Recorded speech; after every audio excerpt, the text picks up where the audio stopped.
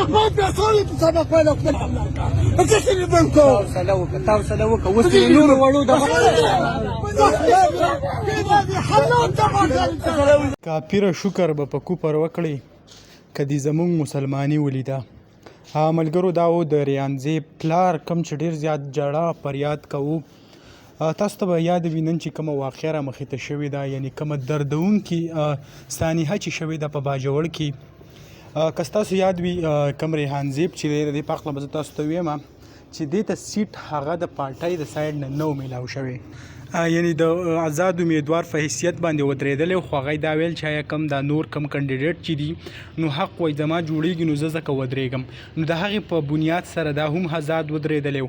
نن چې کم دی په هغې باندې حمله وشو، کم په مرۍ باندې چې دی یو ډز لګېدلی دی، نو د هغې د سببه چې کم دی د دې مرګ چې دی هغه واقع شوی دی.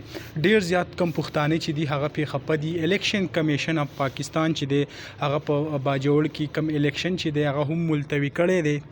لا نوې تاریخ هغه نه دی ښودلی چې آیا په کم وخت به بیا الیکشن کېږي، خو خدای دې الیکشن هغه په سین لاو کې که نن سبا مونږ وګورو د پاکستان کم سیاست چې دی هغه چې کم حد ته رسېدلی دی نو سړی ډېر زیات خفه شي.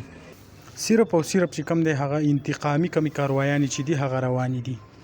لکه یو سړی هغه به راپاسي دونه محنت به وکړي، هغه به ځان مشهور کړي، هغه به چې کوم دی خپل کینډیډیټ به ودرېدا به وکړي، لکه مختلف قسمه کوشش به وکړي، او بیا چې کوم د هغې انجام وي نو هغه به دې حد ته ورسي.